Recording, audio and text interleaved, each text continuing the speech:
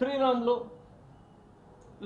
ಜನಾರ್ದನ್ ರೆಡ್ಡಿ, ಸೋಮಶೇಖರ್ ರೆಡ್ಡಿ, ರಾಜಶೇಖರ್ ರೆಡ್ಡಿ, ಸರಿ, ಇದರಲ್ಲಿ ಏನಾದರೂ ಇದೆಯಾ? ಇದು ಸರ್ಕಾರ ಒಂದು ಯಾರೋ ಕಂಪ್ಲೇಂಟ್ ಕೊಡ್ತಾರೆ, ಕೇಸುಗಳು ಎಷ್ಟಾಗಿದ್ದು 4 ಕೇಸು, ಸೊಮೋಟೋ 1 ಕೇಸು, ಆಮೇಲೆ ಜಾತಿ ನಿಂದನೆ 1 ಕೇಸು, ಅದಾದ್ಮೇಲೆ ಶೂಟ್ ಮಾಡಿದ್ರು ಅಂತ ಶೂಟೇ ಮಾಡಿಲ್ಲ ಆ ಕಡೆಯಿಂದ. ಇದೆಲ್ಲವನ್ನು ಮುಖ್ಯಮಂತ್ರಿಗಳಿಗೆ ಗೊತ್ತಾಗಿದೆ ವಿಷಯ.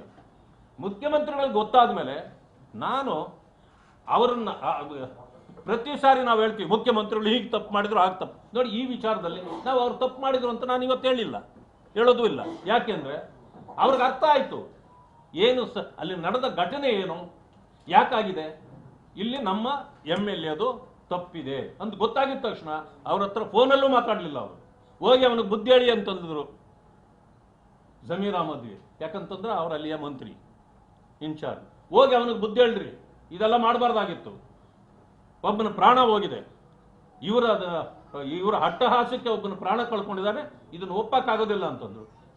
ಇಂಥವು ಮಾಡಿದಾಗ ನಾವು ಕೂಡ ಅವ್ರನ್ನ ಗೌರವಿಸ್ತೀವಿ, ನ್ಯಾಯವನ್ನು ಎತ್ತಿ ಹಿಡಿಯತಕ್ಕಂಥ ಕ್ರಮವನ್ನು ಮಾಡಬೇಕು. ಈಗ ನಾನು ಹೇಳ್ತೇನೆ ಒಂದು ಮಾತು, ಮಾನ್ಯ ಮುಖ್ಯಮಂತ್ರಿಗಳು ಯಾರನ್ನ ನನ್ನವರು ಅಂತ ನಂಬಿಕೊಂಡಿದ್ದಾರೋ ಆ ನಂಬಿದವರಿಂದಲೇ ಅವರ ಹೆಸರು ಹಾಳಾಗ್ತಾ ಇದೆ ಇವತ್ತಿನ ದಿವಸ. ಆದರೆ ಕೊನೆಗಳಿಗೆ ಎಲ್ಲಾದರೂ ಈಗ ಅರ್ಥ ಮಾಡ್ಕೊಂಡ್ರು ಅಂತ ಹೇಳಿ ನಾನು ಅಂದ್ಕೊಳ್ತೇನೆ. ಈ ರೀತಿ ಕ್ರಮಗಳನ್ನು ಜರುಗಿಸಬೇಕು.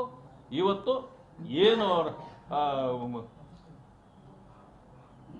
ರೆಡ್ಡಿ ಅವರು, ಭರತ್ ರೆಡ್ಡಿ ಇವತ್ತು ನಿನ್ನೆ ಅಟ್ಟಹಾಸ ಮೆರೆದಿದ್ದಾರೆ.